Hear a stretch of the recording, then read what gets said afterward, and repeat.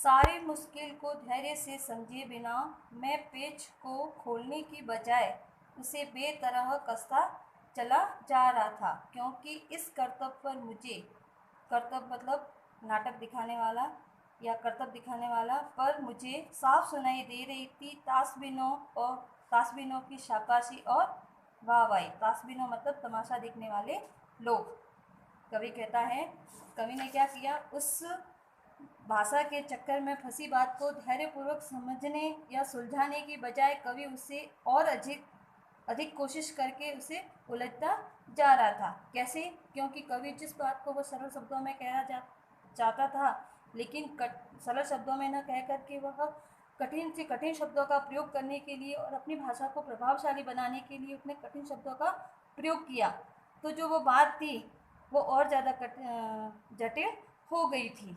इसीलिए कवि है जो उसमें और ज़्यादा उलझता जा रहा था। जिस प्रकार पेज ठीक से न लगे तो उसे खोल करके फिर से लगाने की बजाय उसे ज़बरदस्ती कसता चला जा रहा था। मतलब कवि जो जिस बात को वो सरल शब्दों में कहना चाहता था, वो उस बात को कह नहीं पाया। वो बात थी, वो भाषा के जाल में फंस गई। तो कवि उसको अच्छे से समझने की बजाय उसे साथ में जोर ज़बरदस्ती करने लगा। कवि को बात के साथ ज़बरदस्ती इसलिए करनी पड़ी क्योंकि उसकी उस बेवकूफ़ी पर वाह वाह करने वाले और शाबाशी देने वाले लोगों की संख्या है वो कभी कम नहीं थी, और वे उसे जटिल पेचदार भाषा बनाने पर बधाई और उसे प्रोत्साहन दे जा रहे थे। जो लोग कवि का तमाशा देख रहे थे और कवि की बात थी वो भाषा के जाल में उलझ गई थी, वो उससे बाहर नहीं निकल पा रहा था, अपनी मूल बात को व्यक्त नहीं कर पा था। उसकी बेवकूफ़ी पर जो लोग तमाशा देखने वाले थे वो लोग उनको शाबाशी दे रहे थे, उसको प्रोत्साहन दिए जा रहे थे। इस कारण वह भी भाव और भाषा दोनों को जटिल बनाता चला गया।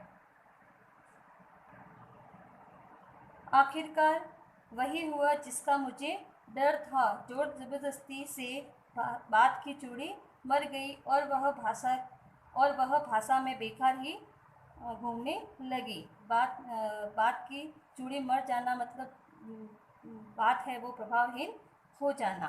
कवि कहता है कि आखिरकार वही हुआ जिसका कवि को डर था। भाषा को तोड़ने मरोड़ने से जो मूल भाव का प्रभाव था वो नष्ट हो गया और भाषा है वो भावविहीन होकर के एक खेल बनकर रह गई। बात की चूड़ी मरना मतलब प्रभावहीन बात है वो प्रभावहीन हो जाना। कहने का तात्पर्य यह है कि भाषा में केवल शब्द ही रह गए थे, मूल भाव तो बिल्कुल ही नष्ट हो गया था।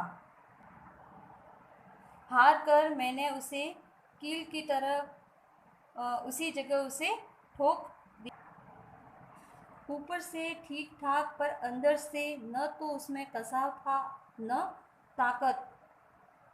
कवि कहता है कि अंत में कवि ने परेशान होकर के अपनी मूल बात को चमत्कारी शब्दों से ठूस ठास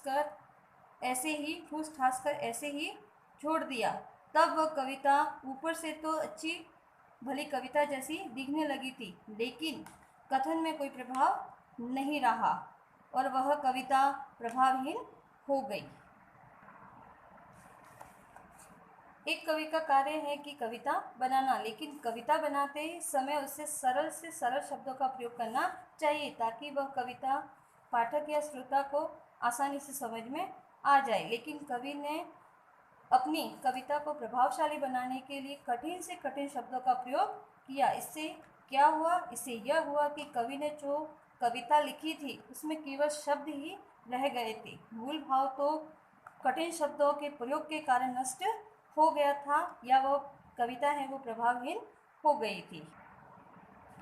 बात ने जो एक शरारती बच्चे की तरह मुझसे खेल रही थी, मुझे पसीना पोंछते देखकर पूछा, क्या तुमने भाषा को सहूलियत से बरतना नहीं सीखा? सहूलियत से बरतना मतलब भाषा को सरल शब्दों में भाषा में सरल शब्दों को प्रयोग करना या अपनी बात को सरल शब्दों में व्यक्त करना। तब आगे क्या हुआ? तब बात ने एक शरारती बच्चे की तरह कवि से खेलते हुए पूछा, तुम मुझसे खेलते हुए खेलते हुए भी व्यर्थ ही अपना परिश्रम कर रहे हो, अपनी बेवकूफ़ी भरी मेहनत पर पसीना बहा रहे हो। क्या तुमने कभी अ, बात को सहूलियत से या भाषा को सहूलियत से बरतना नहीं सीखा? अर्थात क्या तुमने अब तक भाषा को सहजता, सरलता और सुविधा से प्रयोग करना नहीं सीखा? यदि नहीं सीखा है तो ये तुम्हारी बेवकूफ़ी है या अयोग्यता है। कहने का तात्पर्य है कि हमें हमेशा अपनी बात को सरल शब्दों में व्यक्त करना चाहिए ताकि आसानी से वह आगे वाले को समझ में आ जाए।